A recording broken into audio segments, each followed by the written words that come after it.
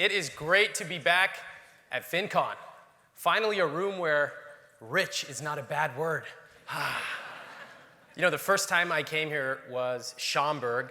By a show of hands, how many people were in FinCon 1 Schaumburg? Wow, okay, great. Well, I'll tell you, looking at this room, things have changed a little bit. It's gotten a little bit bigger, a little bit nicer. I think it's the perfect metaphor for growth. To be able to reach more people with your message and to be more inclusive and to be able to expand what you talk about. That's what I want to talk about today.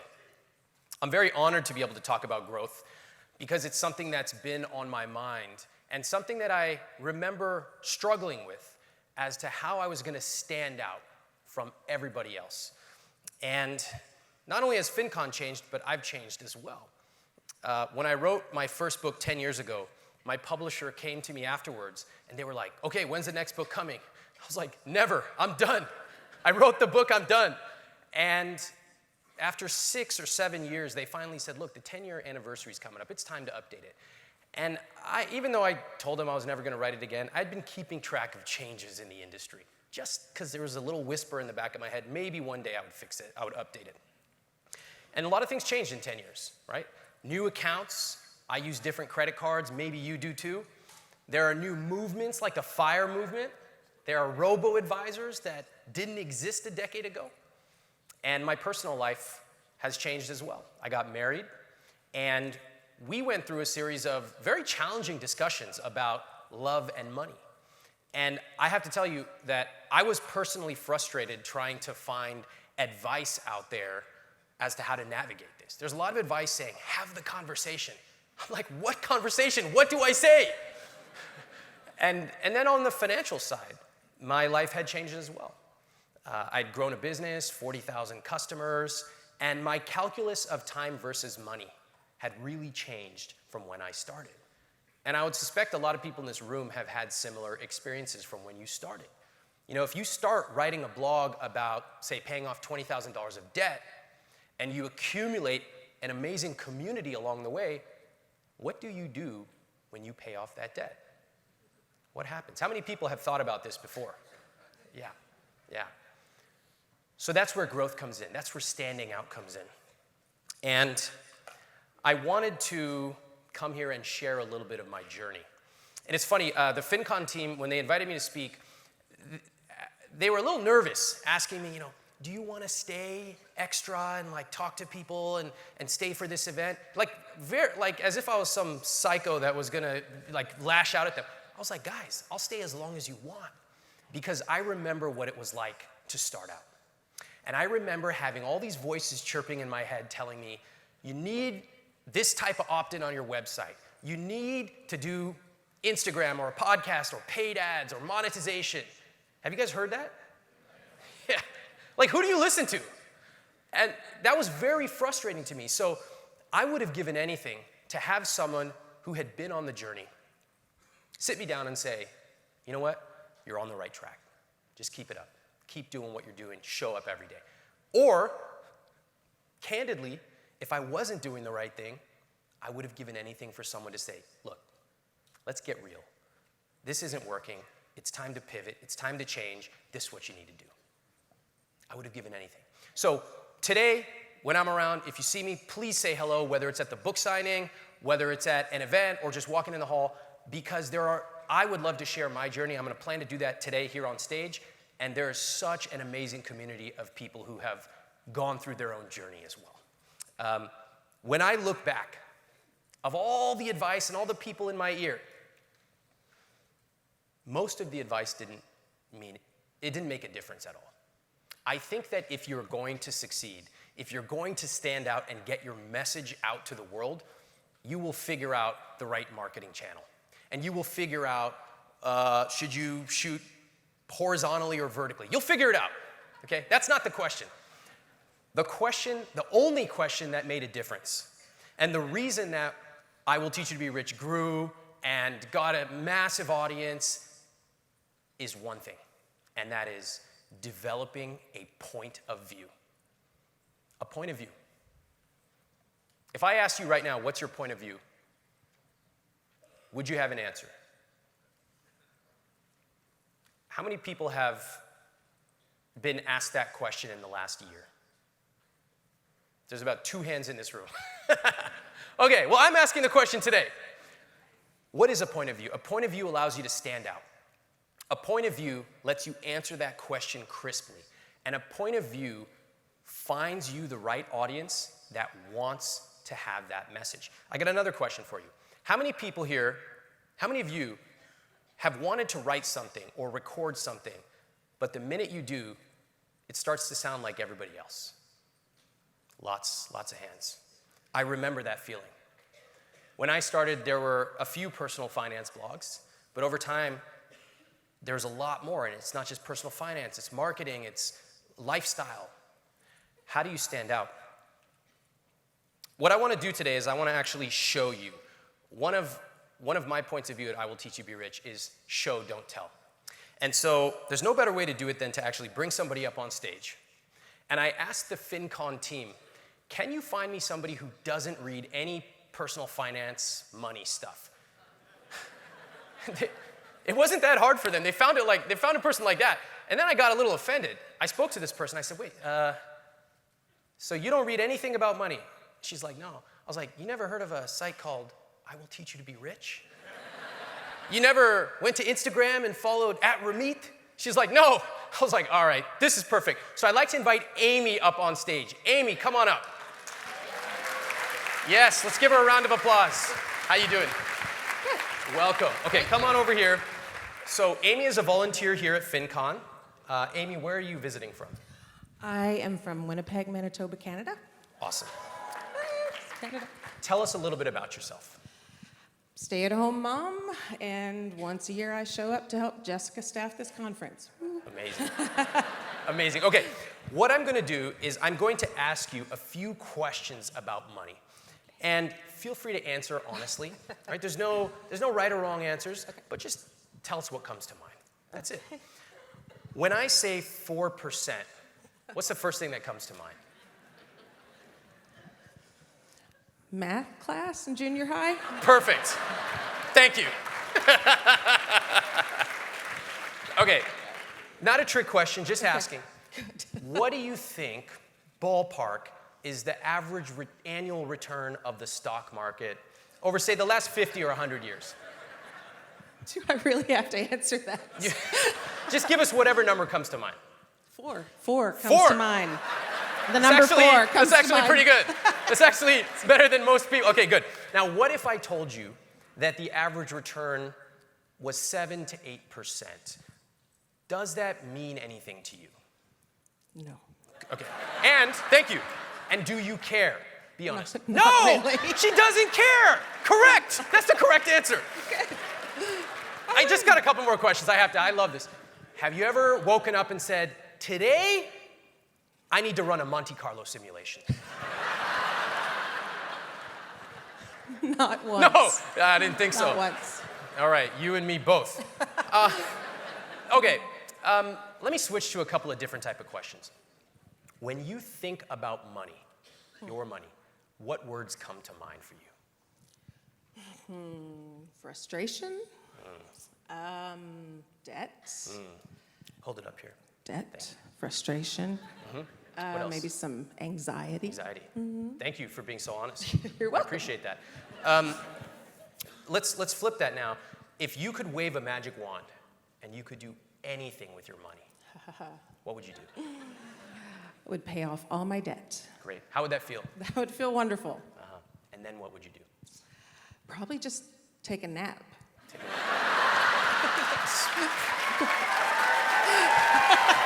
Amazing. You pretty much just outlined the FIRE community. Well done.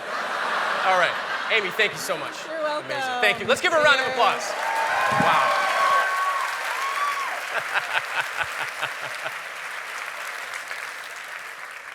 Guys, that is truth. That is what real people are saying. Amy had the courage to come up here. When was the last time you talked to a real person? Not someone who sits around and wakes up and says, you know what we need to do today? We need to talk about the Trinity study. That'll get them. Oh, what's my safe withdrawal rate? I need to write a 10,000-word blog post about that. No, A real person. Did you hear what she said? I asked her to describe herself. She didn't tell me her savings rate. No, she said, stay-at-home mom. How would you feel about money? What'd she say? Anxiety. That's real. This is real. And if you have a point of view, you can reach people like this. If you want to wake up and write information, like the Trinity study or stealth wealth, then you can write it for the other people in this room, but you're not going to stand out. This was a hard pill for me to swallow because when I started, I read everyone else's blogs, and they were great. You get a lot of inspiration. I think it's amazing to be here and to get inspired by how other people are reaching their audience. But in order to have a point of view, in order to reach an audience that wants to hear from you, you have to be able to listen and speak their language. By the way, it doesn't matter if you have a beautiful website. Amy couldn't have cared less. If I asked Amy, what do you think about my opt-in form? Who cares?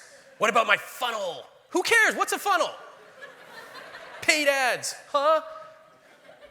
That's not what we talk about. When I talk to my readers, I talk about real life, rich life. I talk about debt. I talk about spending. That's my point of view, and I'm going to go into the point of view today. A point of view, I think, is one of the rarest things on earth because it's really hard. It's easy to write what everybody else is writing. It's easy to record a podcast talking about the same things everybody else is doing. So I'd like to share 3 pivotal moments in my journey, just 3, and hopefully inspire you to develop your own point of view, to stand out from everybody else. And I believe it's important because I've been speaking to people here, and they've told me they used my book, they used my programs, they paid off their debt, they started a business, they're able to provide for their family. That's a rich life. And whether you are pursuing a rich life for your audience or for yourself, I want you to be able to reach people and connect.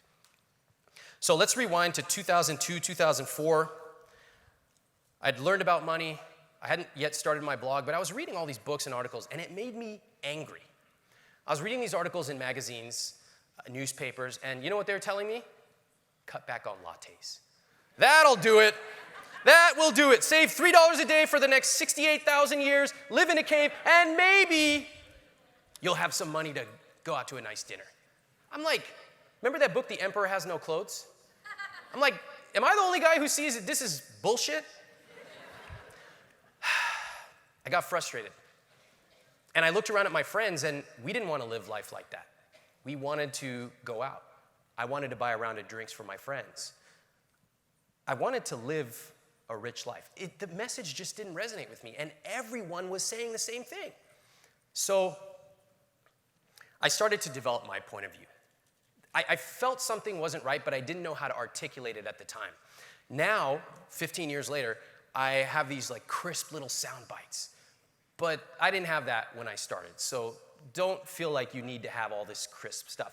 Now I'll tell you a little bit about what I believe in these sound bites. I believe you should spend extravagantly on the things you love.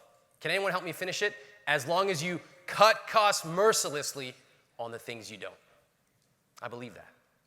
I believe there's a limit to how much you can cut, but no limit to how much you can earn. And I believe that automation is more important than reading another blog post or another book or listening to another podcast.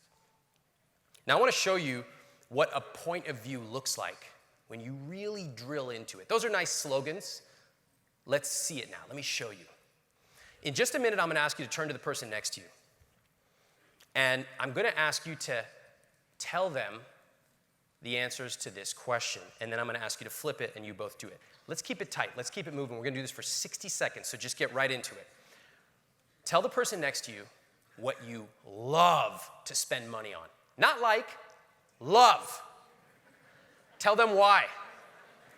And for those of you who are bold, tell them how much you spend. 60 seconds, let's go.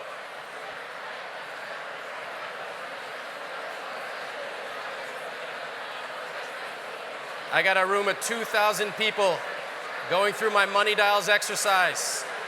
Let's do it.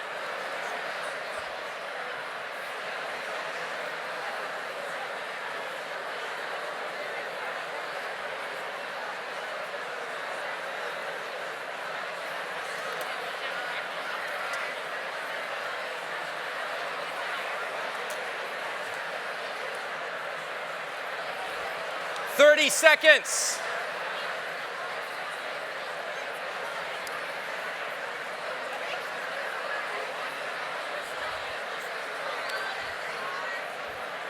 I'm going to have...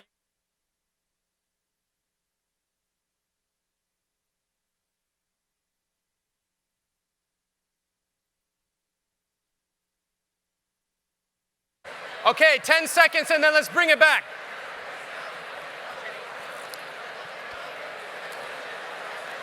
All right, everybody say, shh. Wow. Okay. Anyone who's willing to share their story, please put your hand up high. I want to hear it. Everyone in this room wants to hear it. I love the courage to speak. Don't worry, there's an amazing audience. So put your hand up high. We're going to get a mic over. And while that's happening, while the mic runner is running over there, let me just ask you this. When was the last time you really talked about what you love spending money on? Boy, did you hear the excitement in the room when we started doing it? Or, what's more common? Do you talk about what you don't like to spend money on? What you cut back on? What's more common? By a round of applause, how many people here talk in the last week about frugality? Give us a round of applause. It's okay. Nothing wrong with frugality, to a limit. Now, how many people in the last week have talked out loud about what you love spending money on? Wow, amazing. Okay, we have an answer over there. Yes, please. Could you stand up, introduce yourself, and tell us what you love spending money on? Hi, everybody. My name is Manushka, and I love spending money on traveling. Shopping! Traveling. Oh, travel. Even better. Okay, now, please keep standing. I'd like to ask you a couple questions. Sure. Where was the last place you went? Here. Here, amazing. And where are you visiting from? I'm originally from Florida, but I'm coming from California. Terrific. Okay, what do you love about travel? Spending time with people. Amazing. The people that I'm going to see. Terrific. And would you be willing to share any numbers with us? Sure. Tell us what number comes to mind? How much have you spent in the last year on travel or on this trip? Or tell us any numbers that you can. On this trip, maybe, well, in total, it'll be close to 1,000. Terrific. How do you feel about that? I feel great about it. Awesome. Thank you so much. I appreciate that. Let's get one more answer here. Do we have the mic runner? If we do, go ahead and speak up. Hi. Yes, please. Where Hi, are Ramit. you? I'm Lynn, and Okay. I have a favorite pair of boots that I love. We're searching for them for years. I'm not wearing them because when I do, then I forget to pack out their shoes. But I looked for them for years. I'm a 10 and a half. They're knee-high boots, and they're perfect boots. I call them perfect boots. They bring me a lot of joy. They're going to amortize out really great, but that's not why.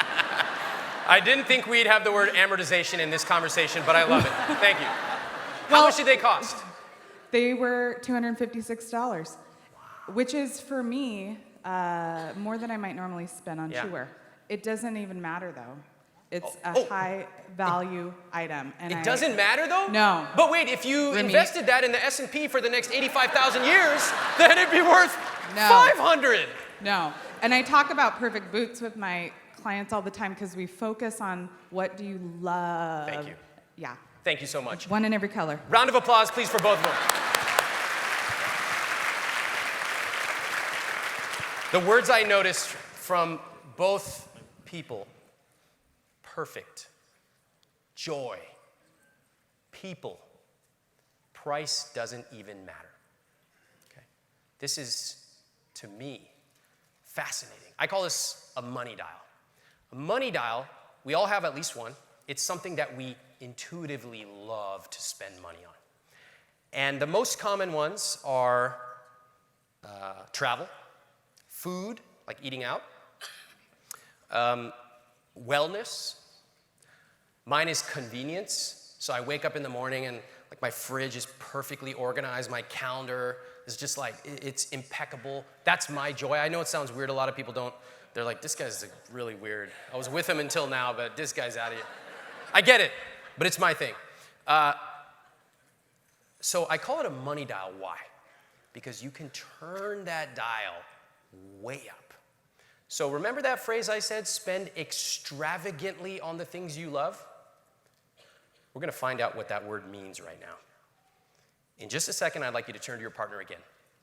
And I'd like you to answer this question. If you could quadruple the amount you spend on that same thing, what would your life look like? What would it feel like? Quadruple the spending. Let's do it. 60 seconds.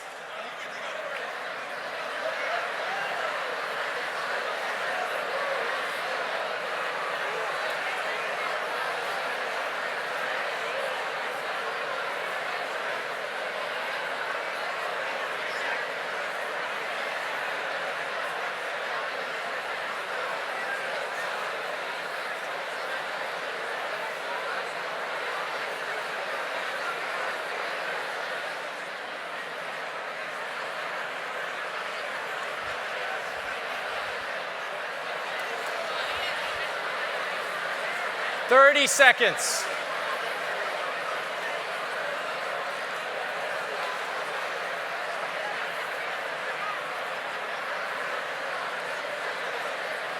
Angie, how we doing?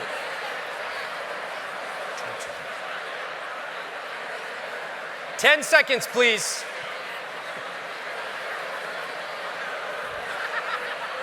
All right, let's bring it back. Everybody say shh.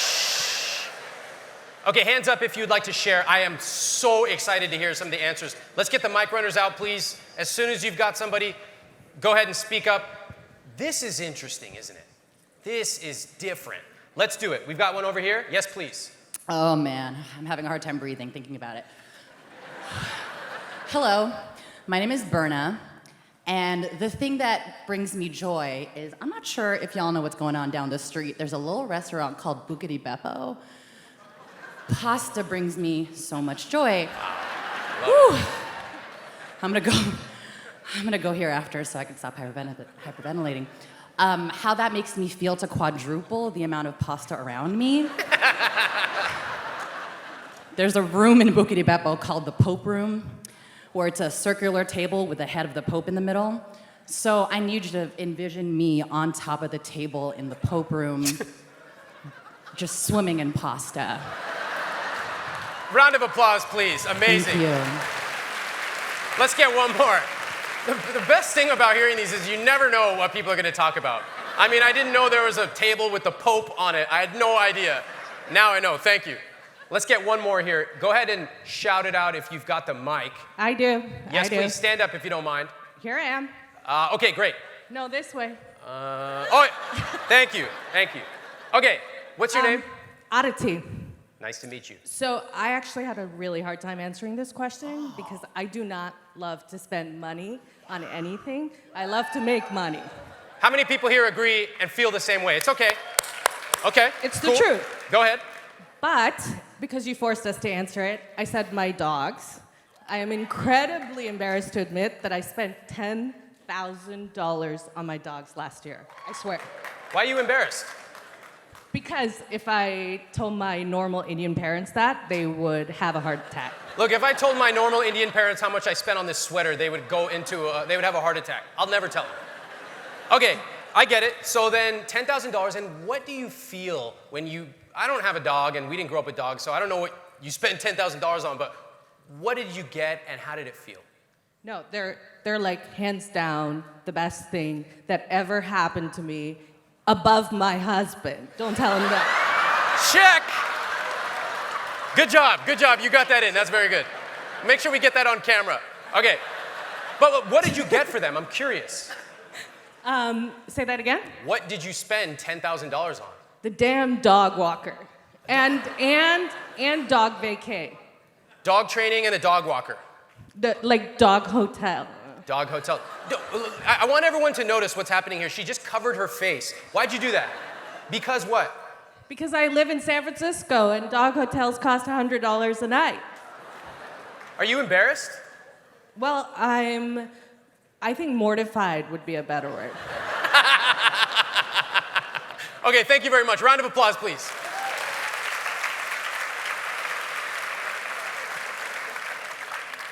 I find it absolutely fascinating. How many people here found that interesting to listen to from other people and from yourselves maybe as well. There's so much to unpack in what we just heard. First off, the concept that most of us have never truly thought about what extravagantly really means. And I find this to be fascinating because we're taught, everybody talks about saving, but nobody talks about spending. And many people, including in this room, have not built the skill or the muscle of truly knowing how to spend. And when we do, we all have that money dial inside of us. We intuitively know it. When we do, what happens? We feel embarrassed, mortified. We literally cover our face in shame.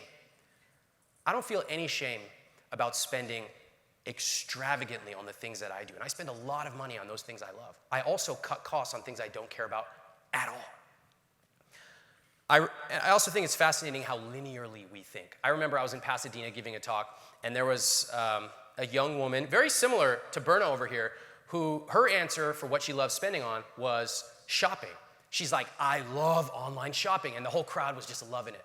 And then we did the quadruple exercise, and she goes, I said, what would your life look like? She's like, I would have so many boxes on the floor. It was like amazing. I said, where do you shop? She said, Top Shop. I said, where would you shop at quadruple? She said, Top Shop. And she answered it without missing a beat. I said, do you think it's possible if you 2x, 4x, 10x your spending, maybe you wouldn't shop at Top Shop anymore? Dead silence in the room, just like there is right now. Maybe you wouldn't eat at Buca di Beppo. Maybe. It's a great place. No problem with Buca di Beppo, it's awesome. But oftentimes we think linearly. I like watching a movie. So if I quadruple my spending, I'm gonna watch 4 movies a week. I like pasta, so I'm gonna eat more pasta in a cool room. That was cool. I said to the young woman in Pasadena, I said, do you think it's possible if you 2x, 5x, 10x, maybe you might fly to Italy to your favorite designer and have something made for you? That's like truly turning the money dial all the way up. She'd never thought of it. I spoke to somebody in DC. He loves eating out.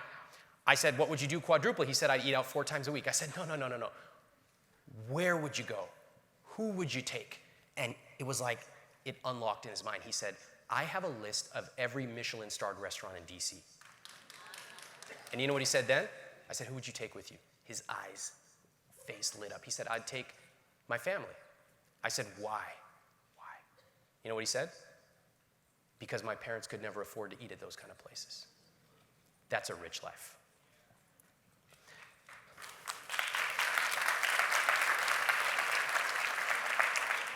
There's no shame in spending on the things you love. There's no shame in spending a tremendous amount on the things you love. If you can afford it and you love it, why not? Of course, save. Of course, invest. But the amount of shame and guilt, even from people who have 30, 40, 50% savings rates, is unbelievable. Everybody talks about saving, nobody talks about spending. Now that whole exercise we just did, that's a point of view. That gets the right people listening and receptive, and maybe it even changes a couple people's lives. There's also people in this room who are like, I don't like this. I don't like spending. I don't care what this guy says. That's okay. But that's not my audience. That's okay. You don't have to appeal to everyone, just the right people. That's a point of view. So as you go through the rest of this conference, my challenge to you is when you meet somebody new, ask them this question. What's your point of view? And I'd like you to email me or DM me on Instagram. Do it tonight. Tell me what you learned when you ask people that question. I guarantee you're going to learn a lot. It's going to surprise you what you learn about what other people's point of view is, and it's going to make you think about what yours is as well. So that was my first pivotal moment, sitting in 2002, 4, 6, being angry that the world was just telling everyone to cut back on lattes. And I developed my point of view like that. The next thing was being unapologetic about my point of view. This is really hard. This is the hardest part of the business for me. And I think it's the hardest part of life. If we heard from the young woman in the back about spending on her dog or dogs and the embarrassment and mortification. Now imagine you do that for your audience of 100, 1,000, 10,000, or 1 million, and you're judged. There's one thing we don't like in America, it's being judged. In 2006, I sold my first product ever. I just wanted to see if anyone would actually pay on the internet. I sold a $4.95 ebook, and I was petrified that people would think I was selling out. I don't know where I got that concept, that creating value means selling out. And I launched it, and my worst fears came true, because people did call me a sellout. They're like, I will teach you to be rich, more like, I will teach Ramit to be rich. I was like, oh, God. So I had two emotions. Anger, because I felt almost betrayed that I'd been writing for so many years and that I thought I had given so much value for free. And I felt betrayed and angry that they didn't see it like that and that they were accusing me of these bad intentions. I also felt curious because they threatened to unsubscribe. People love to threaten to unsubscribe, like it's gonna affect you in any way. Go ahead, I'll unsubscribe you myself. Oh, my business collapsed because one person unsubscribed. What? But I was curious because there were people buying quietly. Now, it was only $4.95 each, but they were buying. And they were sending me these amazing testimonials. And their open rates were like 80%, 4 times what everybody else's were. So I was like, what is going on here? Do I listen to the minority that's calling me a scammer and a sellout and they're unsubscribing? Or do I listen to this other minority that is buying and using it and asking for my next product? This was a pivotal moment for sure. How many people have faced this fear about selling something or being judged for something you put out in the world? Look at the room. So many people. I know, I felt that. I still feel that. Back then, I was using this email software where when somebody unsubscribed, it showed you the reason. So I'd wake up in the morning, there'd be like 50 people like, you suck! I'm like, this is a good way to start a Tuesday morning. So, and then, by the way, it doesn't go away. It's like, I thought that one day when I become successful, that all these comments will disappear. Wrong, there's actually more, but you just get stronger. I remember someone recently, they were really angry about the cities that my publisher chose for me to go on book tour. Very angry that I didn't come to their obscure city, which I'm not gonna mention here, I don't wanna get in more trouble. And they called me a coastal elite. And have you guys heard this rule, like don't feed the trolls? How many people have heard this rule? Like don't respond to, I respond to every single one of them. I love it.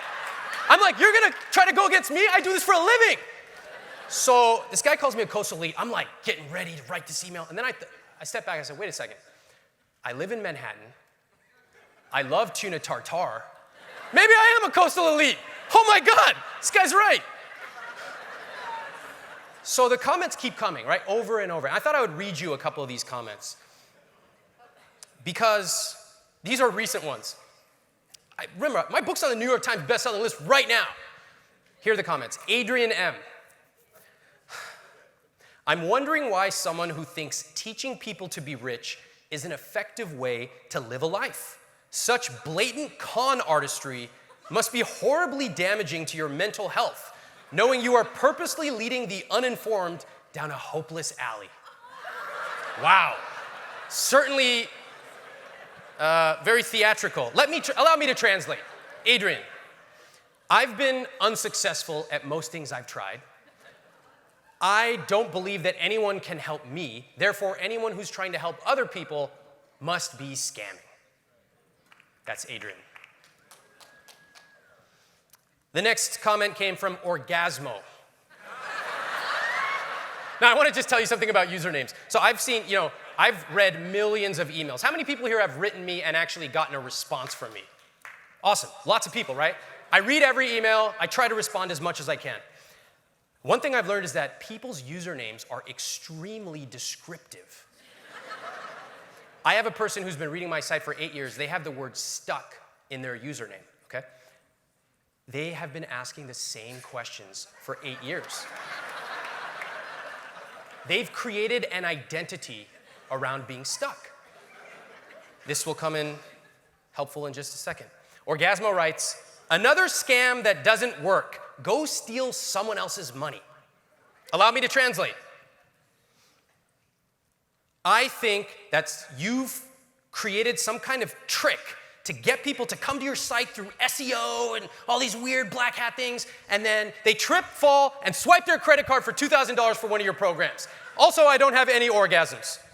Orgasmo. I'm just a translator. And finally, Thomas. Please unsubscribe me. Did not realize you were selling some kind of course. Should have figured it out. Oh, so evil to sell something. Oh, allow me to translate. I believe everything on the internet should be free. Oh, do I think that about my local grocery store? No, I would never go in there and ask them for a free loaf of bread. That would be ridiculous. But everything on the internet should be free. That's Thomas. If I had listened to these critics, I never would have been able to pay for my mom to have an upgraded flight so she could stretch her legs on a flight to India. I never would have been able to provide for the team at I Will Teach You to Be Rich for their livelihood.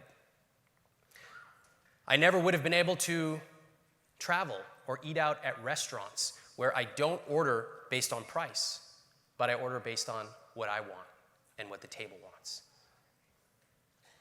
So many of us get derailed by critics who are nobodies. Orgasmo, Thomas, who are they? It doesn't matter. And yet we allow these critics, sometimes they're external, sometimes they're in our head, to stop us from being uniquely who we are. I know that I Will Teach You to Be Rich doesn't appeal to everyone. That's okay. But for the people who resonate with it, they open it up. They open our emails or Instagram, Twitter. They're like, this person is speaking to me. So we talked about developing your point of view. The second thing to know is choose who you take advice from carefully. If I had listened to the people angry about selling a $4 product, I never would have been here. And I never would have been able to help people change their lives. And never apologize for being you. My third pivot point and pivotal moment was realizing that a rich life is truly lived outside the spreadsheet. What do I mean by that? I was at a conference, and there was a guy who came up to me. He said he'd bought like 10 of my programs. He's been following me for 8 years. And we started chatting, and finally he said, you know what, it's awesome that you're the same in person as you are in your videos. And I'm kind of confused by that question or comment, because I get it a lot. And so I said, dude, you've been following me for 8 years. You bought tons of my programs. What do you think? I've been putting on a charade for the last 15 years? And he gave me the best answer I've ever heard. He said, dude, we live in a skeptical world. Nothing is real. And I thought to myself, wow, he really nailed it. So many of us are skeptical about what we hear. And so many of us only see the surface level. And I think that's true of money. I see people who talk about their savings rate. Oh, I have a 30% savings rate. Who cares? At a certain point, you won the game. You have a 30% savings rate. You know your target date funds returns over the next 50 years. You have your fire date, whatever. Great. Now what? Let's turn the page. You won the game. Another Monte Carlo simulation is not going to change anything. I think money goes way deeper than a 30% savings rate. I think money's about travel. It's about what hotel do you stay at? Who do you bring with you? I think money's about what you eat. What ingredients do you buy? Which side of the menu do you order from? You see two appetizers that look good, maybe you say, you know what, it's a special occasion, we're going to get both. I think money is about our relationships. Maybe it's hiring someone to watch the kids so you can go out for a date night with your partner. I think money is about giving back. I think it's about taking what we have been so fortunate to earn and helping people who are not in such fortunate situations. I think that is infinitely more interesting than talking about a 30 versus 32% savings rate. And I'd like to just give an example of how I spend extravagantly on the things I love, because so many of you were so open today, and also how I cut costs. When I moved to New York, my dream was simple. It was to be able to go in a taxi in the summer if I needed to go to a meeting so I didn't come off the subway sweating. Okay, that was my dream. That's like $10. But to me, it was everything. It was tangible, specific, it was real. My dream then became a little bigger. I wanted to be able to order appetizers, because when I was growing up, we never ordered appetizers. Again, what is that, 10, 12 bucks? But to me, it was everything. My dreams have gotten a lot bigger. But also the things that I cut costs on. I know I've made jokes about frugality before, but I have a 7-year-old computer. I just don't care. It works. It's fine. I don't have a TV. My wife and I hardly ever eat out. These are things that are just not important to me and to us. So I cut costs mercilessly. I've stayed in the same apartment for 10 years. But the moment that gave me joy, like we heard from pasta and dogs, I love those. I love those examples. They're real, they're tangible. There's no shame in them at all. If anything, I want to take the shame away. My wife and I, we were planning this is a year ago or so, we were planning our honeymoon. And we were out to dinner with 2 couples who were a little older than us. And we had planned to go on a safari. We've never been. 7 or 8 days. And the couples asked us, what are you planning? We told them. They were so excited. They said, oh yeah, when we went on our honeymoon, we took 6 months off. Cass and I looked at each other like, what? Who does that? And then the next couple, these are our friends. We thought they were just like normal people. The next couple says, yeah, we took a year off and traveled the world. We're like, what? So we walked out of that restaurant and we looked at each other, and it would have been very easy for us to say, that's ridiculous. What a waste of money. Could have compounded that over 30 years. But instead, and we did, there was a little bit of that, I gotta be honest. But then we had this shift in the conversation to this magical question, what if? What if we did that? And we started planning. We started thinking, like, can we do that? We both run our own businesses. What would it take to leave for that long? And I'm just gonna fast forward, because independently, we both separately decided that there was something really meaningful to us. We wanted to take our parents with us on part of this long honeymoon. Her parents didn't even have passports. And so I remember calling them up and saying, it's really important to us that you come. All you have to do is show up at the airport. We'll take care of everything. Just come. So there we are in Rome, and our parents, who have never traveled like this, and when they did, they had to take care of kids and all this stuff. We wanted to create a magical experience. We took them to a farmer's market with a chef. We picked vegetables, and then we cooked them together. I remember taking my mother-in-law to the Vatican, which was very meaningful to her. Money was irrelevant. Money, just like the boots example, it didn't even play a part. Of course, we had it. We were fortunate. We'd saved. But we didn't just focus on saving. We focused on spending. And as we finished in Rome and our parents left, and then we continued on to Kenya, to India, to Thailand, we knew that we were creating memories that we would never forget. And to me, that's a rich life. And whether it's about eating at Buca di Beppo and not even thinking about the price, amazing. Whether it's about traveling and spending $1,000, doesn't matter. If you can afford it and you prioritize it, you get to meet people, amazing. Or whether it's turning that money dial way up and traveling abroad or doing something for a charity, that's a rich life. So my key learnings from this journey are develop your point of view. It's one of the most important things you can do in the world. Your point of view is not my point of view. It's yours. It's uniquely yours. So spend time on that. And again, today, please ask people, what's your point of view? And send me what you learn. You're going to be fascinated. Be careful who you take advice from. Find the right people, trust them, do everything they say, but be conscious about critics. They're going to always have something for you to do. And my final thing, don't play it safe. It's okay. Your future is bigger than your past. If a few people unsubscribe or they're uncomfortable, that's okay.